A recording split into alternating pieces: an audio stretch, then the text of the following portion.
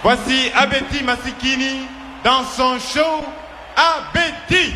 Je pense que le seul moment où on peut parler de ces choses-là, c'est comme aujourd'hui, lui rendre ce qui lui revient à cette femme.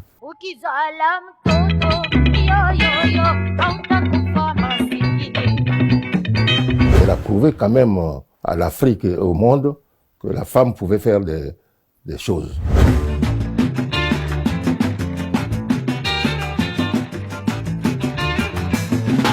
Le succès qu'elle a eu à l'extérieur dépasse les succès qu'elle a eu à l'intérieur. Et Tantine Abeti était, à mon humble avis, était beaucoup en avance par rapport à son temps. N'oublie pas, elle a passé 3 fois à l'Olympia. Elle a fait Carnegie Hall, elle a fait Zénith et elle a fait d'autres salles dans le monde, jusqu'en Chine. À travers moi aujourd'hui, les filles africaines peuvent être fières. Ah, ça c'est sûr.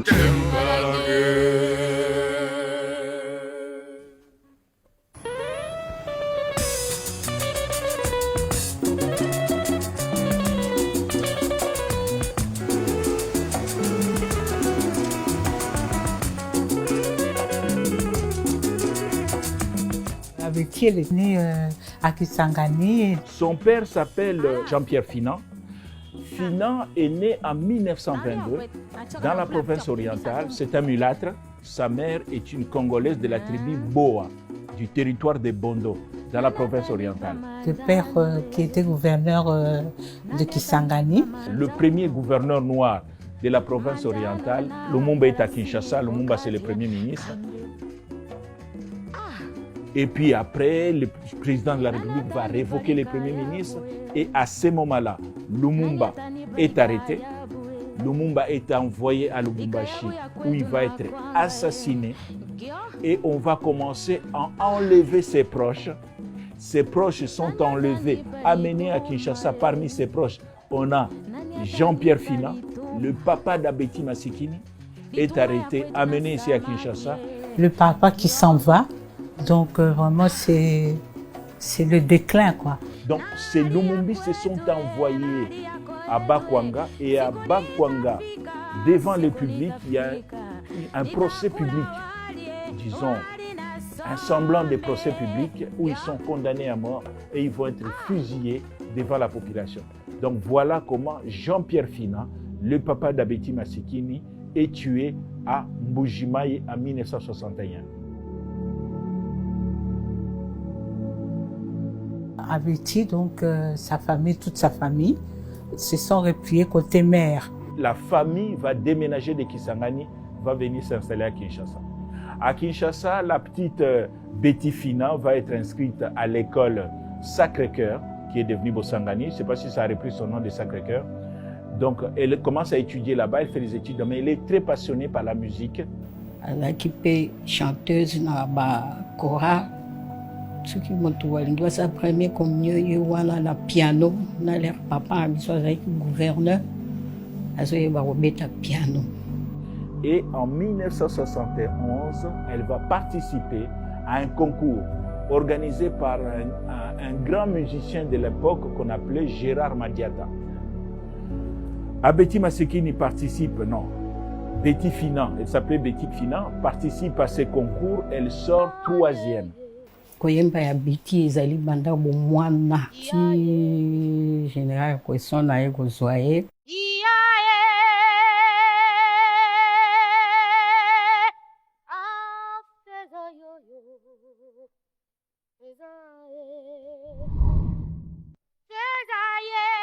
Oui, et ce soir, nos invités, il s'agit de Gérard Akwesson qui a créé à Paris une maison de disques consacrée aux artistes africains. Je suis arrivé à créer cette maison pour m'occuper personnellement des artistes africains sur le plan international. Vous pensiez donc qu'il fallait un Africain pour s'occuper des artistes africains? Oui, je le pense très sincèrement. D'abord, l'histoire est que j'étais invité par le président Bongo pour aller chanter au palais. Et avant de partir, Kachenko me dit, mais tu vas revenir jusqu'au Gabon sans aller au Congo. J'ai dit, ah, le Congo, c'est l'Afrique, c'est la musique africaine, c'est là-bas que ça se passe. Je pense que c'est grâce à lui aussi qu'Abeti est devenu Abeti. Même si travaillé, mais la direction artistique, c'était M. Akwesson. Et ça, il n'y en a pas deux au Congo. On devait se produire au Ciné Palladium.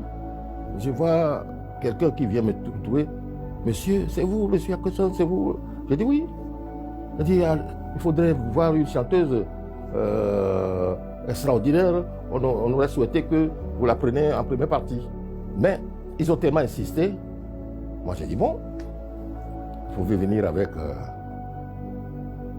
l'artiste, je vais voir. Et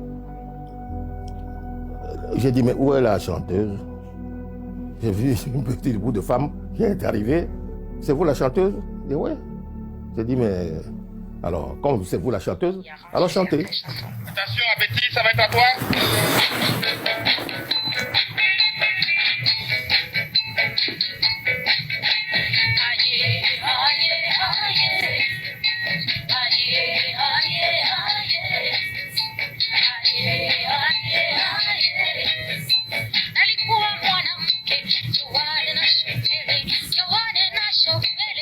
J'ai vu que ça sonnait très bien.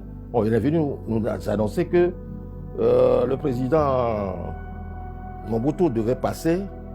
Et ça, c'est les Togolais.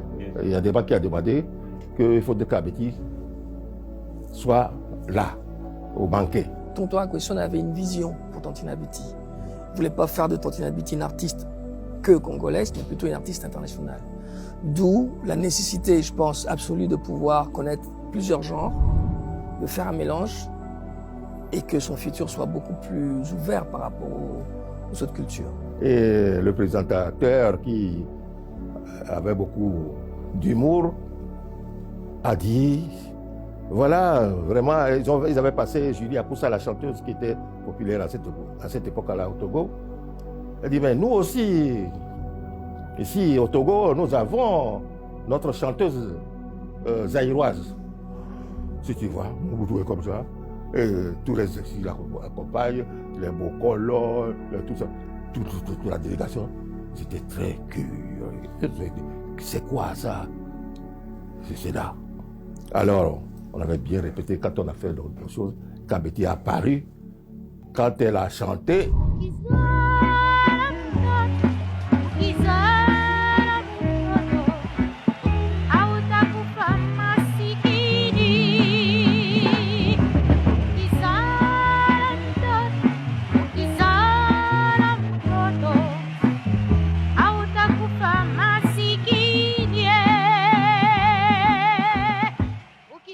D'ailleurs, dans l'histoire d'Abeti Masikini, l'histoire était un peu bancale.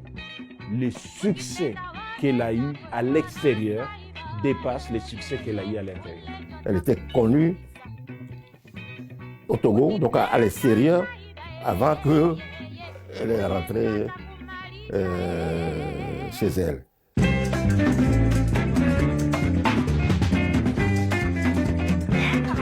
Et cette musique qu'elle faisait, les gens étaient surpris, étonnés, puisque c'était toujours la musique basée sur le folklore d'où elle venait, du Haut-Zaïre, mais elle prenait un peu de toutes les régions et ça sonnait. Moi, je voulais qu'elle soit accompagnée par un orchestre. On a cherché, quelqu'un m'a conseillé un orchestre qui était le voir, c'était des jeunes. Un jour, on était à la répétition et notre manager, je crois que c'était l'oncle de son épouse, qui est arrivé avec M. Akwesson à la répétition. On n'a jamais entendu parler d'Abeti ni d'Akwesson. Un jour, arrêtez, je vous présente Gérard Akwesson, le manager d'Abeti. C'est qui Abeti? Je ne connaissais pas. Et j'ai écouté, j'ai dit, cet orchestre-là, c'est ce qu'il me faut. Et c'est là qu'il nous a posé la question si on voulait accompagner Abeti. Et elle prend l'un de ses jeunes frères qui s'appelle Abumba. Abumba, Jean, il s'appelait aussi Jean, comme son père, Jean Fina, qui deviendra Abumba Masikini, qui est guitariste, auteur-compositeur, qui va commencer à jouer avec sa sœur. Voilà le départ de la grande star Abeti Masikini. Pourquoi t'occupes-tu de ma vie? Laisse-moi faire ma vie. Pourquoi t'occupes-tu de tout ce que je fais? Laisse-moi profiter de ma jeunesse. Le soleil brille pour tout le monde. Et donc on a commencé à travailler. Mais on a travaillé dur, c'est pas arrivé comme ça, parce que les gens ne savent pas qui était Abeti réellement. C'était une travailleuse. Elle travaillait beaucoup, donc très professionnelle, perfectionniste. Elle voulait vraiment faire les choses telles qu'elle voulait. Et deuxièmement, on peut appeler l'audace. Il faut oser. On répétait à l'époque de 10h à 22h, tous les jours que Dieu a fait, sauf peut-être le dimanche. Et je me souviens d'ailleurs, quand j'ai commencé avec Tantine Abeti, il y avait beaucoup d'artistes que vous connaissez aussi. Il y avait Chalamwana qui était danseuse, il y avait Marie-Claire, aujourd'hui qu'on appelle Biliabel, qui commençait en tant que danseuse ensuite et chanteuse. Donc on passait beaucoup de temps à travailler et Tantine Abeti était, à mon humble avis, était beaucoup en avance par rapport à son temps. Et ça, il n'y en a pas deux au Congo, ni à Lomé, ils nous ont amenés partout. Et moi, je tiens à leur remercier. Voilà ka barene, tant que vous voyagez, voilà ka barene, au babenga benza reine. Toi quand la voiture na biso imuma biso, toza ki na bana misala, tola soki toko leka kaka boye, mokili mobimba bayebi ke wana ce sont les danseuses d'Abeti.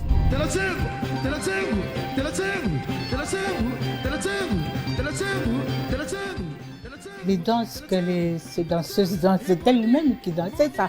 Elle met son cycliste et un t-shirt, mais voilà, elle crée ses danses elle-même. Hein. C'est Abeti qui nous apprenait de ne pas les réveiller la nuit. Quand une idée passait par la tête, les filles, réveillez-vous, on va faire ça, on va faire ça. Mais c'est un travail de tous les jours. Et tout ce qu'on préparait, on exécutait ça sur scène comme des professionnels. Je me rappelle une fois, c'est la répétition. Moi, je ne savais pas. Au moment où elle était en train d'improviser, assis à côté, mais j'ai eu des sérieux problèmes. Ma bilonda le bi moi no yu yaya na linko monete journée mobimba consigné na chambre. Leur maison, c'était devenu un studio de répétition. C'est-à-dire qu'il y avait des instruments dans le salon. On arrivait le matin, nos taxis, aller-retour étaient payés par Gérard et Abeti. Il n'y a aucun, il y a aucun artiste congolais qui faisait ça à l'époque. On répétait beaucoup. En tout cas, de ce côté-là, je vais dire, Maman Abeti, j'ai pas beaucoup accompagné d'autres chanteuses au Congo. Mais je sais que étant resté beaucoup avec Abeti, de Lemba, Lomé et à Paris, Maman Abeti, c'était une bosseuse, quoi. Une bosseuse, quoi, franchement. Elle bossait beaucoup et puis j'ai appris beaucoup de choses restant auprès d'elle, quoi.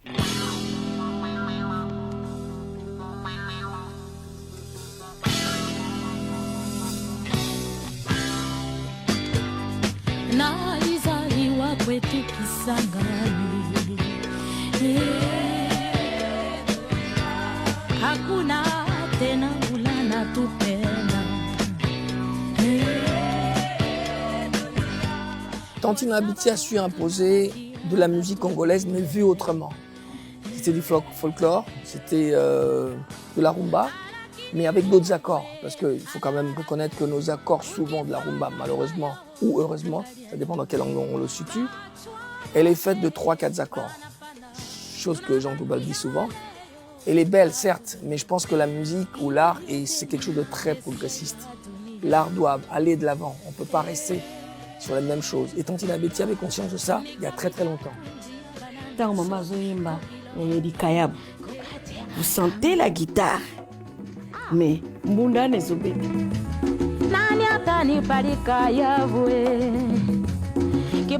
Quand elle a chanté les Kayabu, c'était parce qu'elle est arrivée là-bas en Europe et toutes ces choses-là, elle ne parvenait pas.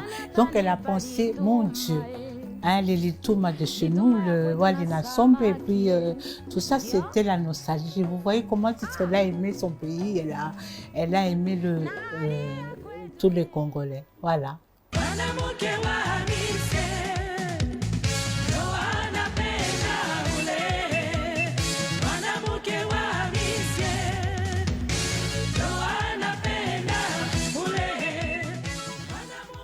Mais tout ça, c'est pour vous dire que Abeti, elle a laissé un tel bagage pour notre culture que nous devons en parler et que les nouvelles générations puissent suivre. Parce que les gens qui nous connaissaient à cette époque-là, de nos jours, il n'y en a plus beaucoup. Donc, les jeunes doivent connaître l'histoire de leur pays. N'oublie pas, elle a passé 3 fois à l'Olympia. Elle a fait Carnegie Hall. Elle a fait Zénith. Et elle a fait d'autres salles dans le monde, jusqu'en Chine. Tous les salles que je dis là, aucune chanteuse congolaise est passée là-bas. Venir chanter à Paris, est-ce que cela marque une étape dans votre carrière? Ça marquera beaucoup dans ma carrière, parce que l'Olympia, pour nous les Africains, c'est quelque chose de très grand. Pour réussir, il faut passer à l'Olympia.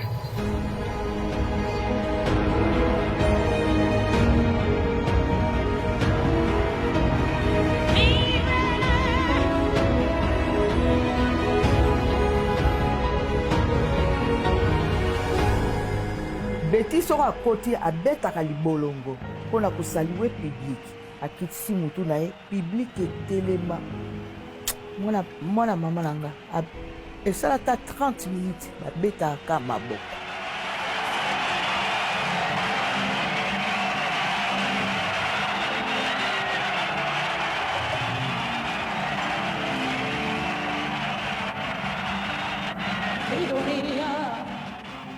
Chaque fois qu'elle passait quelque chose, elle laissait quelque chose d'extraordinaire. Elle est partie à l'Olympia avec les écureuils, ils étaient tous jeunes, elle-même était jeune. Ben, c'était formidable. C'était vraiment formidable, je vous dis, la salle était pleine à craquer.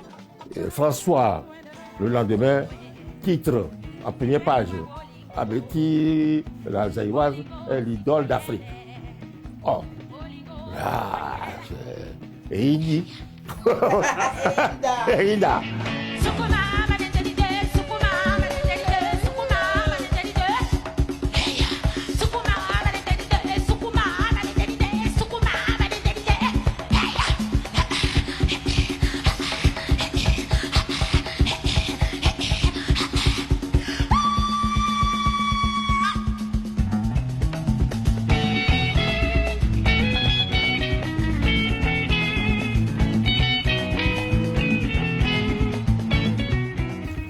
Qu'avec ces documentaires, les gens commenceront à entendre parler d'Abeti d'une autre manière que de la manière qui était prévue déjà avant où n'importe qui racontait des histoires. Moi, je n'ai jamais raconté quoi que ce soit sur la vie d'Abeti, ni artistique, ni familiale.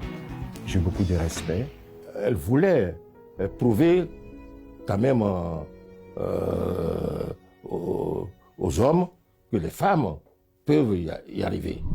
Est-ce qu'il est difficile pour une femme en Afrique de faire une carrière dans le monde de la chanson? Oui, très difficile, parce qu'en Afrique, on ne considère pas ce métier, on ne prend pas ça au sérieux. Et puis le public africain ne connaît pas encore ce que c'est le récital. Alors c'est très difficile de percer.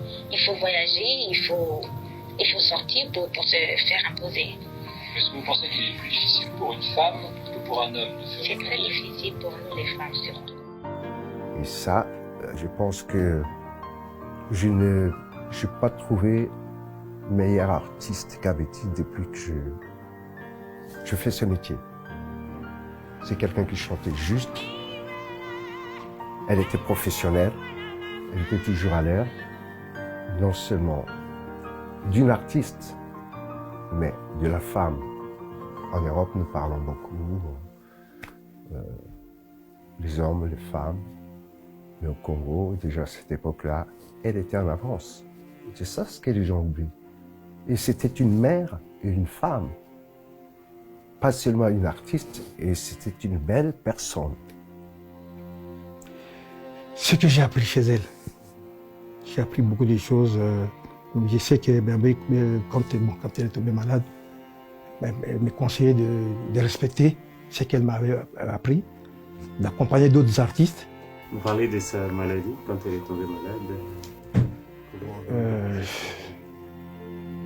On peut passer cette question-là. Je n'aime pas parler de ça parce que ça me fait mal. 27 ans après, évidemment.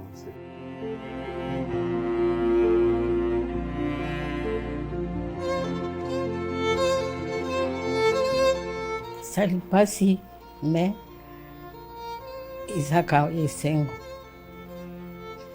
Il est single comme on a et le banda maman en tout cas ils allaient plaisir beaucoup la famille la sur ma casa. Ils ont cocatate. Et dès que nous connaissons les Kimangai. Eh bien, nous étions ici à Kinshasa, on a appris qu'elle est morte en France. Et bien là, tout le monde a désiré vraiment qu'on puisse la voir revenir ici, qu'on ne voulait pas que son corps reste là-bas parce que vraiment on voulait palper ça. Parce que si on vous dit par exemple que telle est morte et que vous l'avez pas vu le corps comme ça, vous n'êtes pas, vous allez encore avoir, vous dites non, elle est vivante, elle est vivante. Et on a donc le pays toujours, le gouvernement congolais a fait que le corps puisse être rapatrié ici. À l'époque, quand maman était partie, et j'ai vu il y avait du monde dans toute la route qui venait rien que pour maman. Et avec ce soir, je réalise que en fait, ce n'est pas que ma mère. En fait, elle appartient en fait maintenant au Congo, et au monde entier. Au monde entier. Elle nous appartient plus.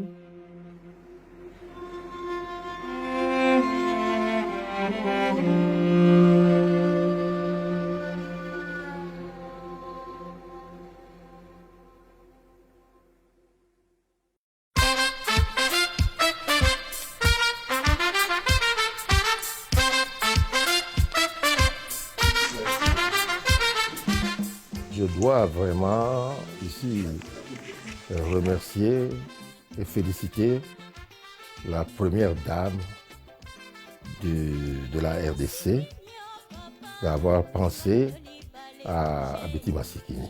C'était vraiment pour vous dire que j'aimerais vraiment honorer votre maman pour tout ce qu'elle a fait, toutes les chansons qu'elle nous a fait. Moi, je suis de cette génération, donc je connais bien.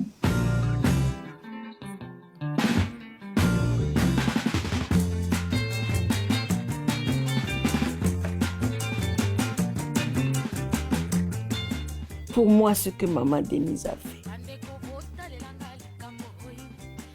ce n'est pas le geste qu'elle a pensé, mais c'est,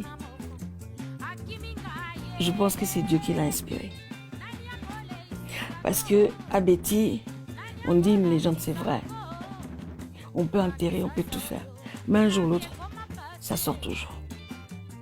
À Betty, notre mère, elle choisissait pas.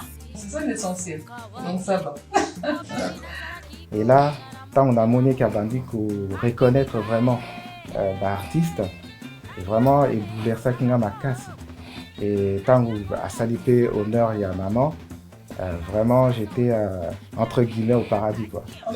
Et l'année prochaine, on va faire, on a fait quelque chose pour elle là-bas. Pour ça, à Kinshasa. À Kinshasa. L'année prochaine? Oui, l'année prochaine.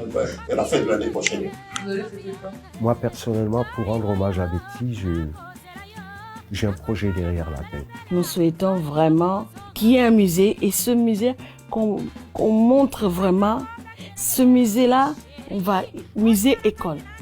Pour faire découvrir Betty Masikini à la nouvelle génération. Ce sera de faire interpréter les chansons d'Abeti par d'autres artistes. Et il y aura des expositions de tout ce qu'elle avait, les robes, tout ce qu'elle possédait, heureusement. Après presque 30 ans, moi j'ai gardé tout intact. Hein. Ces valises ne sont pas ouvertes et tout. On lui a demandé quelles sont les chansons d'Abeti qu'elle connaît. Elle nous a fredonné un petit peu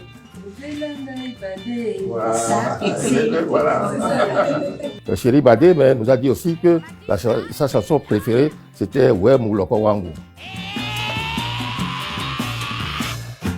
Usipate wale wadangani kumamai wanakupenda leo uzuri ya utoto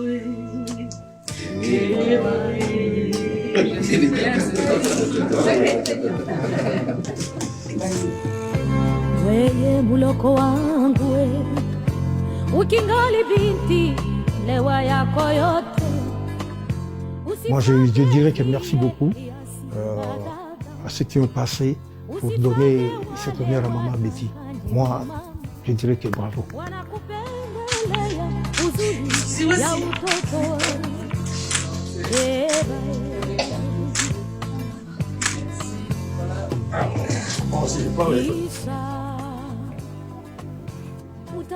Après combien d'années maman a 27 ans. Tango balaki musique na lelo. Plus de 40 ans, surtout que 50 ans. Lelo yo, maman Denise a écouté Mbolango. Qu'est-ce que nous on va faire? Maman Denise, levez-vous.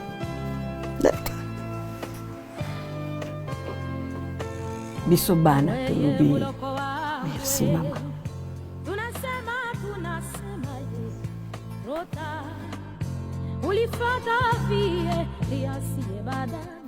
Elle nous a quittés, mais avec quoi elle nous a laissé tellement de choses. Elle nous a tellement léché, elle nous a laissé une discographie incroyable. Une discographie incroyable. nasepeli mpenza moto ya kanisi ye apesi ye valeur na ye apesi ye place na ye en tout cas mpenza mama wana ko akende kaka akendeke que la main de Dieu soit sur elle eloko nakolobaka yango wana po aye kotombola lisusu po alaki eloko moko esalaki lokola bazipiki ye bedi yafungoli mofiniko wana alobi te moto ofo amata fo bapesa ye place na ye nasepelaki Moi, ça m'émeut. Et franchement, je suis très touché. Pourquoi on vient vers moi? Tout simplement parce que l'histoire s'est faite comme ça. On a tout fait ensemble. Ce n'était pas évident à cette époque, mais on a traversé des montagnes. Et surtout, à l'époque, il n'y avait pas beaucoup de femmes sur la scène musicale. Et la femme même n'était pas reconnue. Et c'était très difficile. Mais Betty est une femme vraiment exceptionnelle. Elle a pu braver tous ces interdits et elle a prouvé quand même, non seulement à son pays, à l'Afrique et au monde, que la femme pouvait faire des choses. À travers moi aujourd'hui, les filles africaines peuvent être fières. Ah, ça c'est sûr.